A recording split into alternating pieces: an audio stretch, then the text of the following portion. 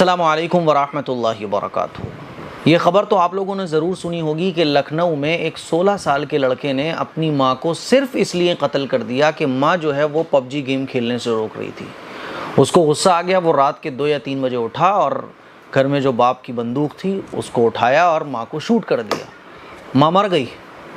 और फिर उसने क्या किया कि बॉडी को एक कमरे में ले जाकर छुपा दिया, बॉडी से बदबू ना आए इसके लिए वो रूम फ्रेशनर इस्तेमाल करता था। 2 या 3 दिन के बाद किसी ने ख़बर दी पुलिस को कि जाके कुछ मामला गड़बड़ लग रहा है, जाके देखिए आप। पुलिस ने जब जाके देखा तो ये सारा खुलासा किया कि इस तरह से ये सारा कांड हुआ है। जब ऐसी ख़बरें हम लोग सुनते हैं तो हैरान रह जाते हैं कि 16 साल का लड़का और माँ को सिर्फ इसलिए कत्ल कर दिया कि माँ गेम खेलने से मना कर रही थी, और कत्ल करने के बाद भी उसके दिमाग में ऐसे आइडियाज़, ऐसी प्लानिंग कि उसने बॉडी को छुपा दिया, फिर बॉडी से बू ना आए तो उसने रूम फ्रेशनर इस्तेमाल किया और 2 दिन तक उसने बॉडी को छुपाए रखा। और उसकी जो छोटी बहन थी 9 साल की, वो किसी को ना बताए तो वो उसको धमकाता था। हैरान हो जाती है अकल के 16 साल का लड़का ऐसे काम कर रहा है। तो डर सा लगने लगता है कि कहीं हमारा बच्चा कुछ ऐसा ना कर दे। हर माँ बाप अपने बच्चे के लिए, अपनी औलाद के लिए फ़िक्रमंद होते हैं। सोचा तो इन बेचारों ने भी नहीं होगा कि इनका बेटा ऐसा कर जाएगा, और सोचता कोई भी नहीं है। हर आदमी ये समझ रहा होता है कि उसकी औलाद बहुत अच्छी है, बहुत अच्छे से मैं ट्रेन कर रहा हूँ, बहुत अच्छी तरबियत कर रहा हूँ। लेकिन जब वो बड़ा होता है और कुछ ऐसी एक्टिविटीज़ करता है तब पता चलता है कि ओफो, कैसे आखिर बच्चों पर हम गलत चीज़ों का असर पड़ने से रोक सकते हैं, कैसे हम बच्चों को अच्छी तरबियत दे सकते हैं। ये बहुत ज़रूरी है। ऐसा क्यों हुआ? इसकी 2 वजह हैं। वही 2 वजह आज मैं आप लोगों को बताना चाहता हूँ ताकि हम अपने बच्चों को इन बुराइयों से रोक सकें। देखिए, उसने माँ कह रही थी कि गेम मत खेलो, तो बच्चे को बुरा लगा। तो पहली बात तो ये कि जब भी हम अपने बच्चे को टोकें या रोकें तो इस अंदाज में रोकें और टोकें कि बच्चे को अपनेपन का एहसास हो। आम तौर पर क्या होता है कि बच्चे को जब हम टोकते हैं या रोकते हैं तो हमारा जो अंदाज़ होता है वो बड़ा ख़राब होता है, और जब वो बार बार रिपीट होता है तो बच्चे को ये फील होता है कि ये मेरे माँ बाप मेरे दुश्मन हैं, ये मेरी माँ मेरी दुश्मन है। तो जब भी आप बच्चे को डांटें या बच्चे को कोई बात समझाएं तो उसको अपनेपन का एहसास होना चाहिए। उसको ये लगे कि हाँ, मेरी माँ मेरी सबसे अच्छी दोस्त है, मेरी माँ मुझसे बड़ी मोहब्बत रखती है। आम तौर पर क्या होता है कि घर वाले जब बच्चों को डांटते हैं तो बच्चे को ये लगता है कि ये मेरे दुश्मन हैं, ये मेरे अपने नहीं हैं। तो आपकी डांट में, आपके रोकने में, आपके समझाने में अपनेपन का एहसास होना चाहिए। और ये मैंने अपने घर पे भी अप्लाई किया बच्चों पर, यही तरीक़ा। और जब मैं पढ़ाता हूँ बच्चों को तो छोटे छोटे बच्चे रोते हुए आते हैं, उन पर भी मैंने यही तरीक़ा अप्लाई किया है। और इस्लाम भी यही सिखाता है कि बच्चों को अच्छे तरीक़े से तरबियत दी जाए। अच्छे तरीक़े से तरबियत देने का मतलब यही है कि उनको अगर डांटना डपटना हो तो एक सलीक़े के साथ, अक्लमंदी के साथ, दानिशमंदी के साथ, समझ रहे हैं। तो आप डांटें तो उसमें अपनेपन का इजहार होना चाहिए, वो आपको दुश्मन ना समझे। अब बच्चे ने अपनी माँ को दुश्मन समझ लिया, जब दुश्मन समझा तो उसने माँ को शूट कर दिया। अब ये शूट क्यों किया? उसको ये कहाँ से समझ आया कि बंदूक उठाओ माँ को मार दो?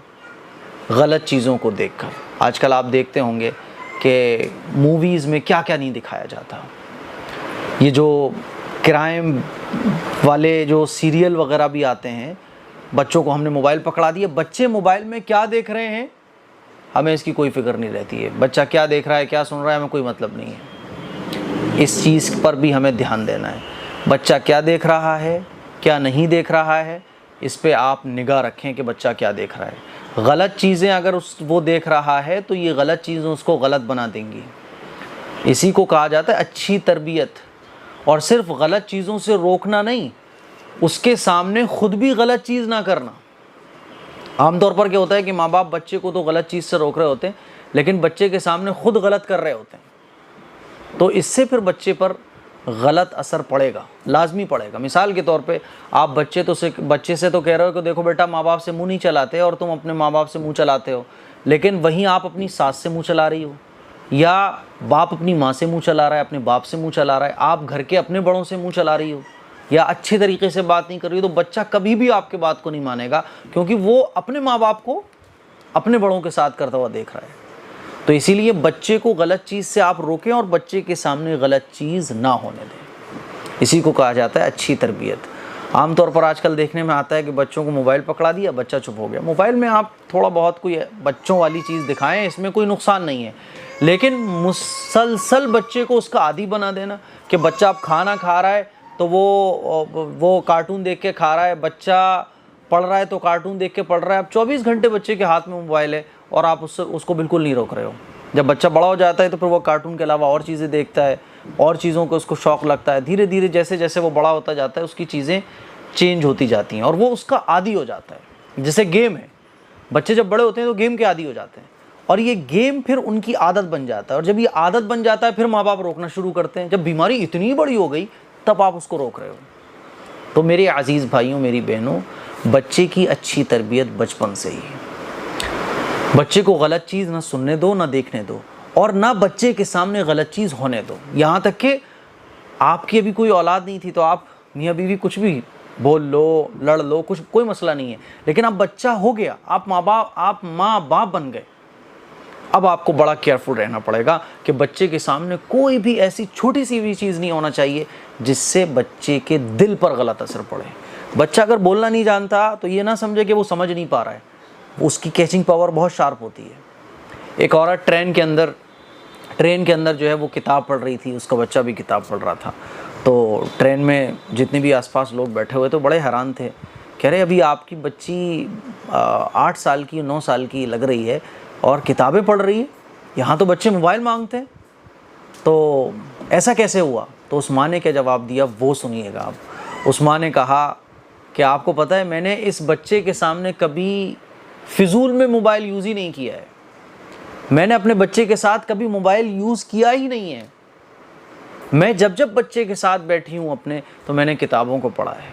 तो ये बच्ची आज जो किताबें पढ़ रही है मुझे देख के पढ़ रही है, मैंने कभी मोबाइल यूज़ नहीं किया इसके सामने। मेहनत करना पड़ेगी अगर आप बच्चों को काबिल बनाना चाहते हैं।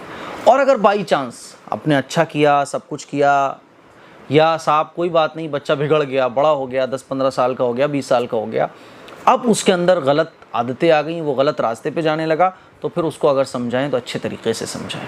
मान लीजिए दिन रात बच्चा गेम में लगा हुआ तो अच्छे तरीके से प्यार से समझाएं, समझदारी के साथ। कान अगर ऐसे पकड़ने में दिक्कत हो रही है तो पीछे से ले जाके पकड़ो आप, ताकि उसको एहसास ही ना हो मेरा कान पकड़ा गया है। तो मेरे अजीज़ भाइयों, मेरी बहनों, बच्चों की अच्छी तरबियत ये बहुत ज़रूरी मसला है, इसमें ज़रा सी भी लापरवाही न बरतें, वरना आपने देखा होगा माँ बाप सर पीट रहे होते हैं अपना कि हाय मेरा बच्चा, हाय मेरा बच्चा। ये या तो गलत तरबियत अच्छी ना होने का नतीजा है, या फिर बड़े जब बच्चे हो जाते हैं तो उनको हमारे समझाने का तरीक़ा अपनायत का एहसास नहीं कराता, जिसकी वजह से बच्चे माँ बाप को, घर वालों को अपना दुश्मन समझते हैं और बाहर वालों को दोस्त समझते हैं। इसीलिए उनको अपनेपन का एहसास कराइए और समझदारी के साथ उनके माइंड को चेंज करने की कोशिश कीजिएगा। दुआओं की गुजारिश है, अल्लाह ताला हमारे बच्चों को अपने हिफ्ज़ व अमान में रखे और अपने बच्चों के लिए हमेशा नमाज में दुआ किया करें कि अल्लाह ताला हमारी औलाद को नेक बनाए, अल्लाह ताला बुराइयों से हमारी औलाद को बचाए। लेकिन कोशिश ज़रूरी है, ये नहीं होना चाहिए कि साहब सीरियल बच्चों के साथ देखे जा रहे हैं, सारे गलत काम बच्चों के सामने हो रहे हैं, तो बच्चा फिर क्या करेगा। अस्सलामु अलैकुम व रहमतुल्लाहि व बरकातुहू।